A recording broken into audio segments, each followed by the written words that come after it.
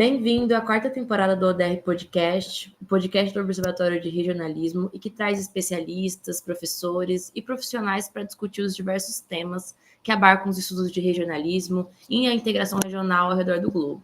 Meu nome é Luana dos Santos Guimarães, eu sou graduanda em Ciências Sociais na Unesp de Araraquara e pesquisadora no GICD, Grupo de Estudos Interdisciplinares sobre Cultura e Desenvolvimento, e no ODR, o Observatório de Regionalismo.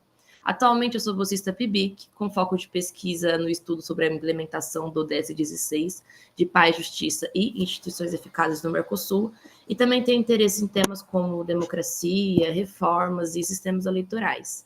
Eu sou apresentadora desse episódio da quarta temporada do DR Podcast, que conversamos com autores sobre artigos de regionalismo e integração regional publicados nas revistas Pensamento Próprio e da Revista Brasileira de Política Internacional.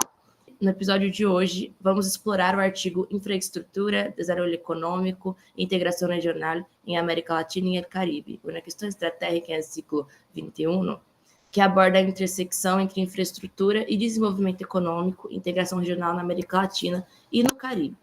As autoras, Marta Cerqueira Mello e Bárbara Neves, destacam como as iniciativas como a Integração Regional da Infraestrutura Regional Sul-Americana, conhecida como IRSA, e o Plano Puebla-Panamá têm buscado melhorar a conectividade entre os países da região. Essas iniciativas visam melhorar a conectividade e reduzir desigualdades, promovendo um acesso mais equitativo aos mercados internacionais, analisando como a infraestrutura ela pode ser um instrumento estratégico para fortalecer as capacidades dos países e reduzir sua vulnerabilidade às pressões externas. Além disso, vão discutir também os desafios persistentes que a região enfrenta em termos de infraestrutura e como isso impacta os esforços de integração econômica. E ao longo do texto, vemos a importância de pensar a infraestrutura, o desenvolvimento e a integração de forma interdependente, sugerindo que o investimento contínuo e crescente em infraestrutura é fundamental para o futuro da América Latina e do Caribe. Então, fique conosco para entender melhor como esses elementos se conectam e o que isso significa para o desenvolvimento da região. Vou apresentar a nossa entrevistada, que é a Bárbara Neves. Ela é doutora em Relações Internacionais pelo Programa de Pós-Graduação Santiago Dantas, com bolsa concedida pela Fundação de Amparo, a Pesquisa do Estudo de São Paulo, FAPESP. Atualmente é professora da Universidade Positivo, no Paraná, no curso de Relações Internacionais, na pós-graduação em Administração e coordenadora do Escritório Internacional da mesma universidade, e atualmente é vice-coordenadora do ODR. Bem-vinda, Bárbara, é um prazer ter você conosco. Obrigada, Luana. Bom dia, boa tarde ou boa noite a todos. É muito feliz e muito gratificante estar aqui no podcast do ODR com vocês. No artigo que vamos discutir hoje, vocês mencionam que a infraestrutura é um dos principais eixos para alcançar a integração e o desenvolvimento sustentável. Isso nos leva a refletir sobre como projetos de infraestrutura vão além de obras físicas. Eles impactam diretamente a vida das pessoas, a economia dos países e as relações regionais. Então, para abrir a nossa conversa, eu gostaria que você explicasse o que é essa infraestrutura e de que forma ela impacta diretamente esses aspectos na América Latina e no Caribe. Vamos começar falando de infraestrutura, né, do nível local, para a gente falar do nível regional, nacional, internacional.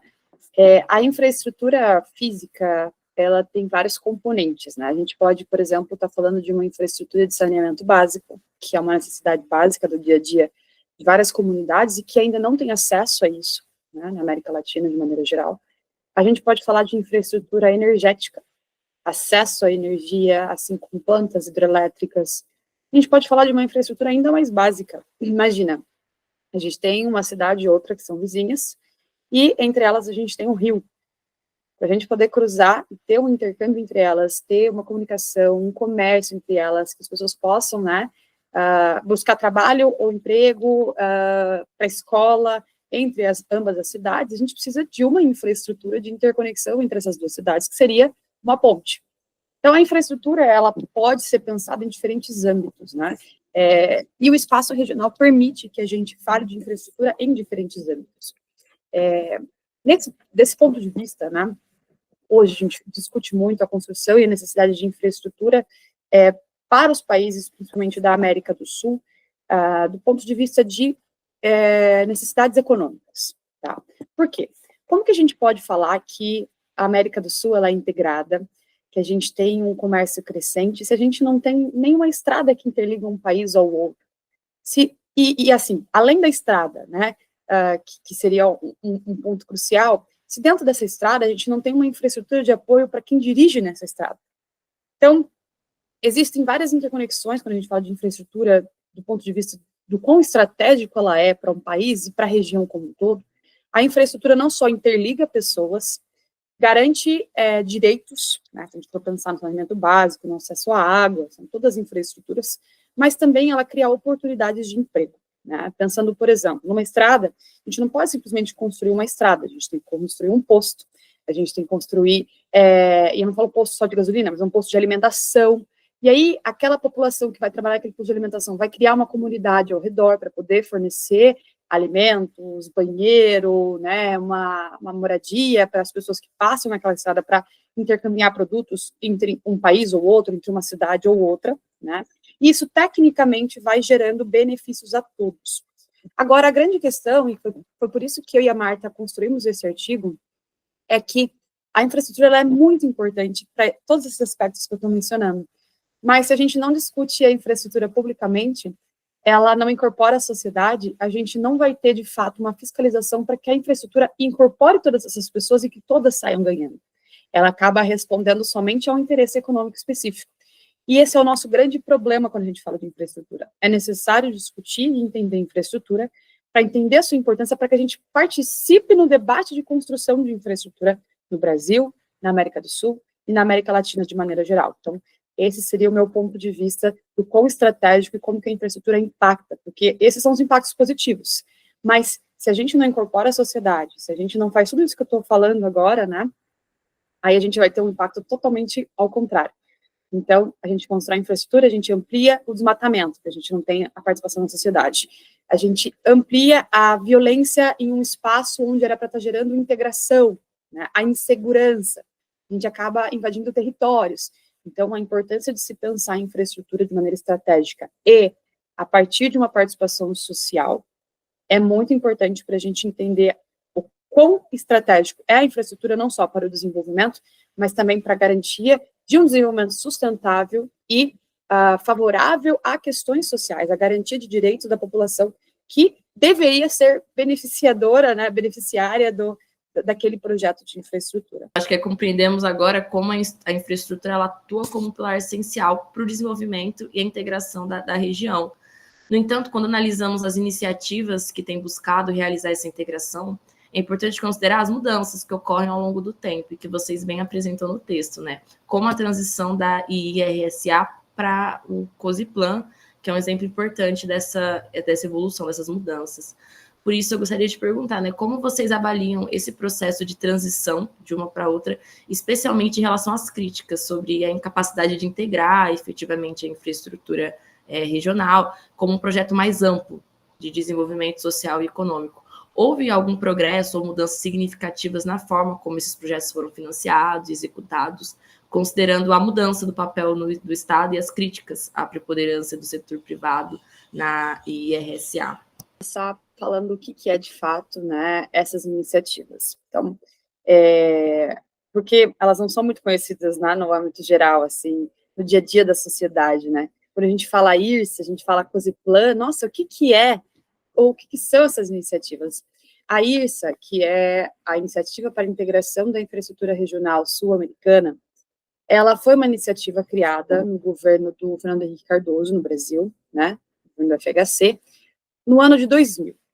E qual que era o intuito da IRSA? Era exatamente construir as famosas rotas de integração, os corredores de integração, para facilitar naquele período, né, então, fim dos anos 90, abertura econômica do Brasil no mundo, da América do Sul de maneira geral, facilitar rotas de exportação do crescimento econômico que o Brasil estava tendo naquele momento, né? Então, foi para isso que a IRSA foi criada, só que a partir de um ponto de vista de integração dos mercados intra-regionais, né? Então, a gente começa o processo de integração nos anos 2000 da América do Sul a partir do projeto da IRSA. Beleza. Então, a IRSA tinha essa proposta de criar infraestrutura para interconectar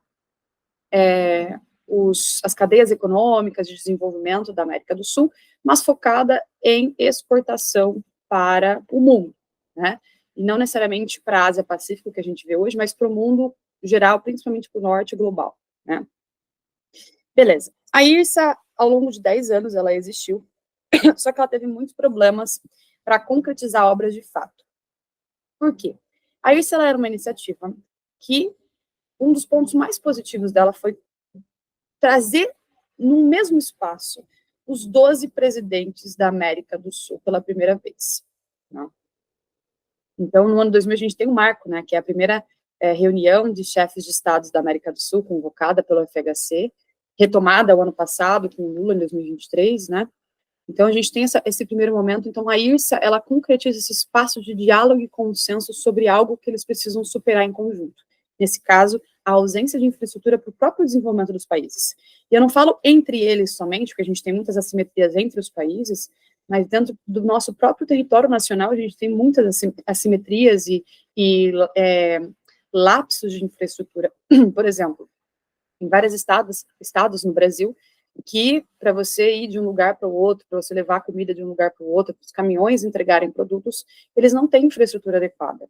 As pessoas não têm energia, né? Então são vários fatores que deveriam ser superados através desses projetos de, de infraestrutura. Tá. A IRSA, então, ela começou a avançar a partir de 2004, com a sua primeira carteira de projetos. Os 3 primeiros anos da IRSA foram só de planejamento. O que seriam esses corredores, para que seriam, como é que a infraestrutura seria projetada. Todo esse trabalho, quem fez foram as iniciativas privadas. Tá? Foi o Banco Interamericano de Desenvolvimento, o BID, foi o Fundo Financeiro para a Bacia do Prata, o FONPLATA, e foi a CAF, antiga Corporação Andina de Fomento, atualmente ela se chama Banco de Desenvolvimento da América Latina e do Caribe. Tá?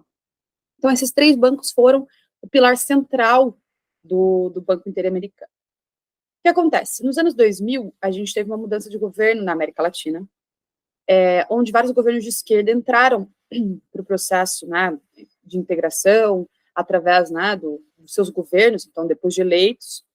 E aí começou uma crítica muito grande do papel e importância que esses bancos tinham na organização das reuniões da IRSA. Só que o que acontece? Os países nunca investiram dinheiro para que essa iniciativa existisse. Do ponto de vista de ter uma secretaria que organiza reuniões, que chama os países, não. Quem fazia tudo isso, convocava reunião, fazia estudo, fazia análise de infraestrutura, eram os bancos privados. Tá? Então, eles eram o centro de funcionamento daquela iniciativa. Por questões ideológicas, políticas, isso começou a se fragmentar. Beleza. A partir de 2004, o Brasil ele vai convocar a criação da Comunidade Sul-Americana de Nações, a CASA, né, em 2004, durante uma cúpula de energia dos países sul-americanos. E aí, com isso, eles vão propor, né, vai levar à criação, em 2008, da União de Nações Sul-Americanas. Então, a IRSA, nesses 10 primeiros anos, ela enfrentou esses desafios iniciais até para atrair investimento externo, atrair investimento nacional dos países, o compromisso do orçamento nacional em investir em infraestrutura, né? Mas ela ainda assim concretizou alguns projetos, foram 33 projetos concretizados em 10 anos, de uma carteira de 567 projetos, né? Mas ela teve um avanço, né? Infelizmente, a infraestrutura, ela é algo que demora muito tempo. Então, também tem que tomar cuidado quando a gente fala dessa dificuldade que a IRSA teve, porque é algo que demora muito tempo, e se o Estado não está comprometido, não tem dinheiro para investir, vai demorar mais ainda.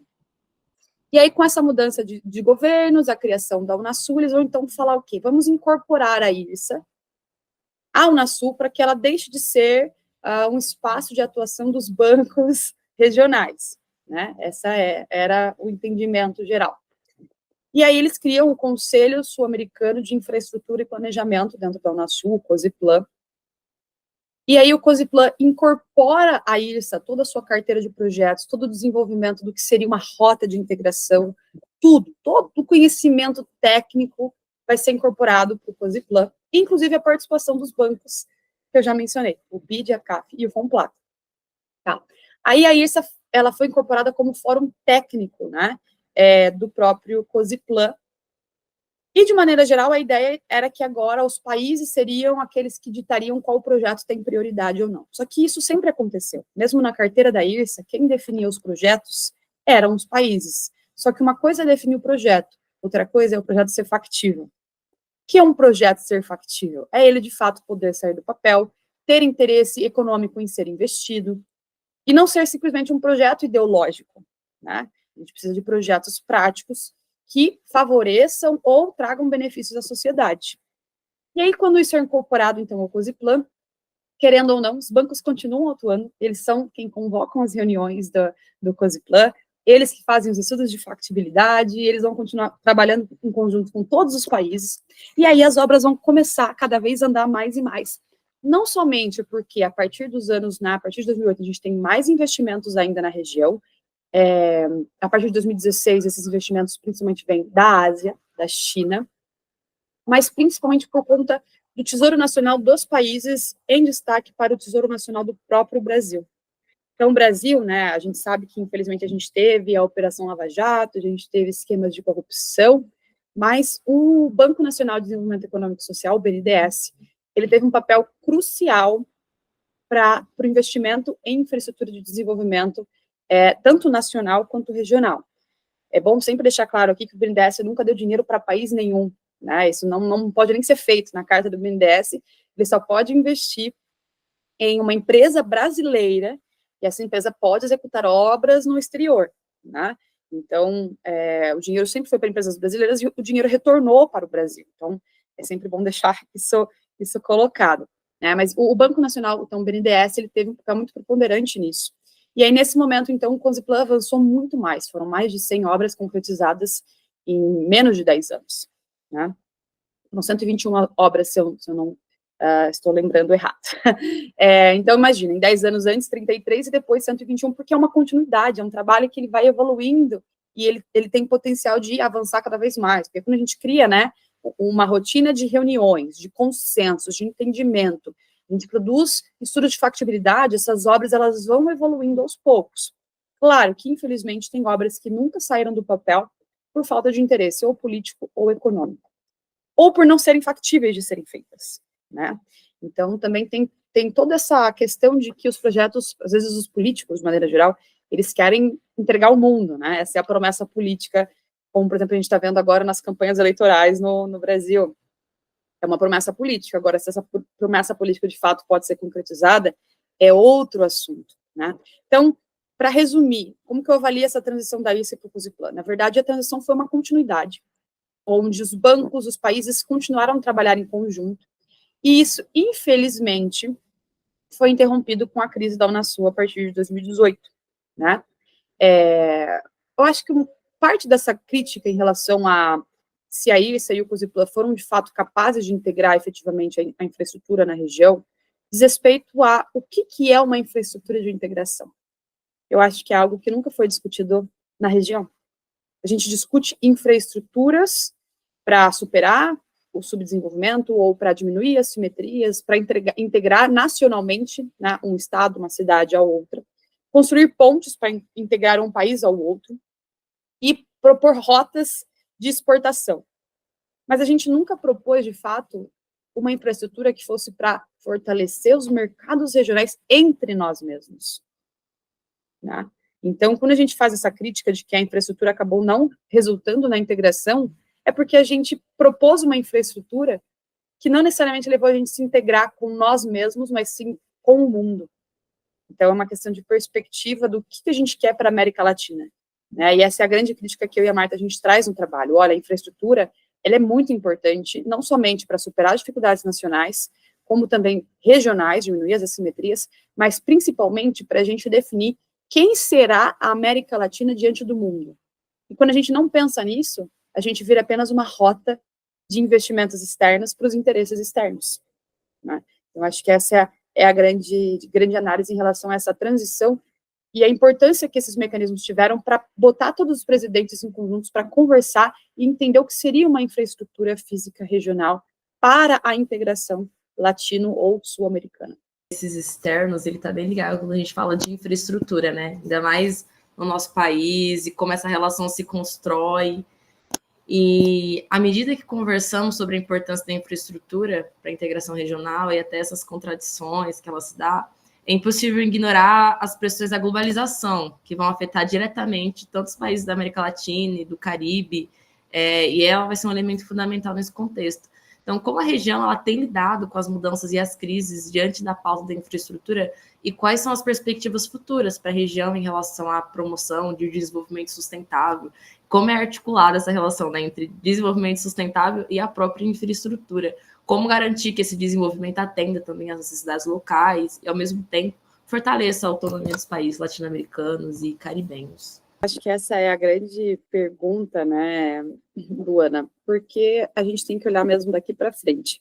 E esses últimos momentos que a gente tem vivido, eles são muito críticos para a integração latino-americana, sul-americana, caribenha, não só pelas crises políticas que a gente viveu, as transições, o isolamento, a fragmentação, a polarização que a gente vem vivendo, mas também pela questão do descrédito que a gente teve na integração regional, né? Com o próprio fim da Unasul a partir de 2018, aí agora voltou, não voltou, ninguém sabe o que a Unasul está fazendo, e a infraestrutura, ela é diferente. E aí que está o ponto crucial da importância de como a infraestrutura ela é estratégica. Por quê? O que acontece? Quando a gente tem a crise da Unasul em 2018, né, isso para eu chegar no momento atual. Então, quando a gente tem a crise de 2018, e aí os países vão se suspender da Unasul, as reuniões vão parar, não vão ser mais convocadas, os projetos de infraestrutura, eles continuam sendo construídos. Nossa, mas como assim eles continuam sendo construídos? Bom, o investimento já existia, o interesse já existia, e a infraestrutura, ela é uma demanda perene na América Latina. A gente é insuficiente em infraestrutura em vários âmbitos, igual eu mencionei. Não só no âmbito local, como saneamento, acesso à água, ponte, como rodovia, ferrovia, energia elétrica, tudo é uma demanda muito grande na América Latina. A gente é insuficiente em infraestrutura. De acordo com a Comissão Econômica para a América Latina e o Caribe, eles fizeram um estudo em 2014, e aí, de acordo com eles, para que os países da América Latina atingissem até 2030, né, um nível suficiente de infraestrutura mínima que a gente precisava, a gente teria que investir, no mínimo, 5,6% do nosso PIB em infraestrutura. E os países da América Latina, eles não investem nem 1%. Né?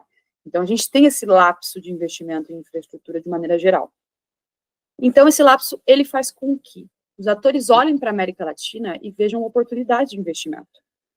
Só que são investimentos que passam a não mais responder para o que a gente quer e precisa, mas para o que os outros veem que eles querem no nosso território. Né? Então, muitas obras foram continuadas por conta do Tesouro Nacional brasileiro, Tesouro Nacional colombiano, Tesouro Nacional, né, antes da pior da crise na própria Argentina, no Chile, mas cada vez mais a gente vai ter atores externos que vão financiar essas obras regionais. Como mencionei, a China.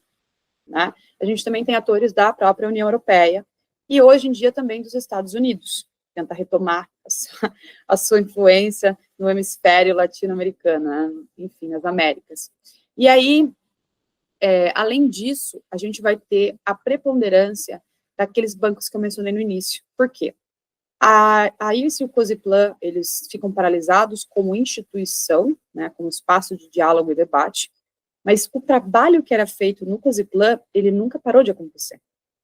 Por quê? Quem fazia aquele trabalho que eu mencionei no começo da nossa conversa? O BID, a CAF e o FONPLATA.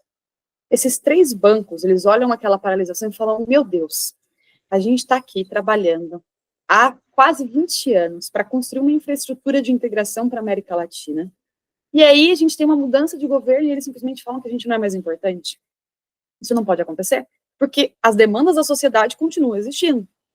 E aí eles continuam fazendo o trabalho deles, e eles vão transladar aquele portfólio de projetos que tinha da IRIS e do COSIPLAN para uma nova carteira que eles têm agora em conjunto, que é a Aliança ILAT, a Aliança para a Integração da Infraestrutura da América Latina e do Caribe. Né? Muitos projetos que vêm da carteira da IRIS e do COSIPLAN, com a ideia de integração em rotas, mas rotas intra-regionais, né? E que promovam a igualdade social, o desenvolvimento sustentável e assim por diante. Claro, a gente sempre tem que ser crítico, né, de onde vêm as fontes de financiamento e tudo mais. A gente também não é inocente. Mas o trabalho que eles fazem em relação à transparência, para que vai servir o projeto, como que eles interagem com a sociedade, é muito mais transparente e explícito do que aquilo que era visto nos órgãos de infraestrutura política que os países sul-americanos tinham ali, né? Então, tem muito problema de transparência também quando a gente fala de infraestrutura. Então, nesse momento, surge essa iniciativa que dá continuidade a IRSA enquanto espaço sul, agora latino-americano, né? Mas não agora mais comandado por governos que uma hora decidem que a integração é importante e outra decidem que ela não é importante, né? Eu entrevistei vários funcionários de todos os bancos, né? E eles me comentaram exatamente isso. Olha, não dá para a gente ficar dependendo da boa vontade dos estados, senão a infraestrutura nunca vai para frente. E essa demanda, ela é latente. Beleza, essa é um tipo de continuação. A gente tem uma outra continuação que foi retomada agora, em 2023, com o governo Lula no Brasil. O que acontece? O Brasil foi um dos principais atores de investimento em infraestrutura, ele foi, né, o precursor da IRSA, que impulsionou a criação da IRSA com o FHC, nas rotas de integração nos anos 2000, e ele teve uma grande participação com o BNDES, que eu mencionei antes também. Tá. Com a retomada do governo Lula, eles buscam, então, retomar os contatos, o diálogo com os países da América do Sul. E aí, a gente vai ter o relançamento, né, ou lançamento, depende do ponto de vista.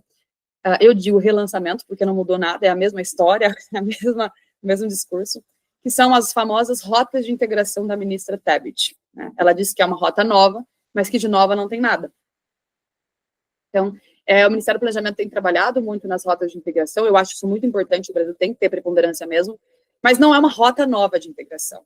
Eles estão dando continuidade a um trabalho que existe desde os anos 2000. Para vocês, né, que estão ouvindo, verem que a infraestrutura ela é estratégica, ela é tão estratégica que ela não deixa de ser uma pauta dos governos sul-americanos. E não só para a gente, mas como os atores externos globais dentro desse mundo em desenvolvimento. Por quê? Vamos pensar nas rotas de integração hoje, que é uma das coisas que me incomoda um pouco. Então, a gente tem esse trabalho dos bancos, né, e a gente tem esse trabalho agora do governo federal brasileiro. Com o discurso que você vê do governo federal brasileiro, eles falam que as rotas são para quê? Eles falam que vai haver uma integração da infraestrutura entre os países da América do Sul, mas o foco deles é chegar à China. Nós vamos chegar à China. O foco é exportação para a Ásia, Pacífico. A gente voltou lá nos anos 2000 de novo. Né? Com mais investimentos chineses, com mais investimentos asiáticos. O Banco Asiático de Investimento em Infraestrutura, o AIIB, com a participação de vários países da América Latina na Rota da Seda, né, no Belt and Road Initiative da China. E aí a gente se pergunta, né, tá, essa infraestrutura ela vai de fato fazer com que, por onde ela passe, ela integre as pessoas que estão ali, que ela crie oportunidade de empregos, ela gere acessos e benefícios àquelas pessoas, ou ela simplesmente vai construir, desmatar, não ter uma participação popular e social na construção de uma infraestrutura para que ela pertença àquela sociedade e só exportar para fora? Então, eu tenho sido muito crítica porque eu não vejo uma participação social na construção dessas novas, né, rotas de integração na região. E eu gostaria que isso acontecesse. Inclusive, no final do texto, eu e a Marta, a gente fala, olha, a infraestrutura, ela é um ponto estratégico. Só que ela é estratégica a partir do momento em que a gente incorpora a sociedade na construção dela. O que é uma rodovia se a gente não entende ela como nossa? Ela vai ser uma rodovia para caminhoneiro que vai levar produto para o porto do Chile para levar para a China. E não uma forma de fato, a gente ter mais turista da Argentina para o Brasil, a gente poder ir para a Bolívia de carro. Não é assim que funciona se a gente não sente esse pertencimento na construção da infraestrutura. Né? Então, a infraestrutura futura de um desenvolvimento sustentável, ela precisa ser pensada, primeiro, entendendo o quão estratégico é a infraestrutura, para que a gente pense em infraestrutura desde e para a América Latina, e não simplesmente aceitando os projetos que vêm de fora, mas também incluindo a sociedade na discussão desses espaços específicos. Se a gente não se apropria dessa infraestrutura, ela nunca vai servir para os nossos benefícios, ela nunca vai incorporar a sociedade como um todo. E, claro, sempre exigir a transparência nesse processo de construção de infraestrutura, porque quando a gente constrói isso de fato, aí sim a gente vai poder falar numa integração latino-americana, onde os povos se integram de fato, se sentem pertencentes àquela infraestrutura, eles vão ver uma forma de se interconectar, de fazer um turismo, de ampliar o seu comércio com os outros países, mas não somente dali para fora, como apenas um instrumento para sair do país, né? Mas sim como de se integrar e de criar essa identidade, esse pertencimento, essa integração regional, de fato, né? Então, eu acho que essa é a mensagem central que eu e a Marta discutimos, né, dentro do nosso artigo. Quão estratégico é a infraestrutura, como que a gente precisa entender e pensar ela desde uma maneira de inclusão da sociedade nesse debate. Obrigada, Bárbara. Gostaria de agradecer imensamente a sua participação. Acho que esse é um espaço muito importante de disseminação do pensamento científico e, com certeza, nossos ouvintes aprenderam bastante sobre as discussões que permeiam a temática que a gente conversou hoje. Eu, particularmente, aprendi bastante. Eu nunca tinha pensado a infraestrutura como um fenômeno e essas articulações que, enfim, se relacionam, muito importante. Infelizmente, o nosso episódio chegou ao fim. E se nossos ouvintes quiserem ler o artigo completo, ele está disponível na página desse episódio do ODR Podcast, no site do Observatório de Regionalismo. Agradecemos a todos que nos escutaram pelo Spotify e Google Podcast, ou nos assistiram pelo canal do YouTube. E se quiser ver mais os nossos conteúdos, acesse nosso site, observatório.rep.org. E vocês também podem seguir nossas redes sociais e receber em primeira mão as novidades, eventos e trabalhos organizados pelo grupo. Estamos conectados no Facebook, LinkedIn e no Instagram. E até o próximo episódio.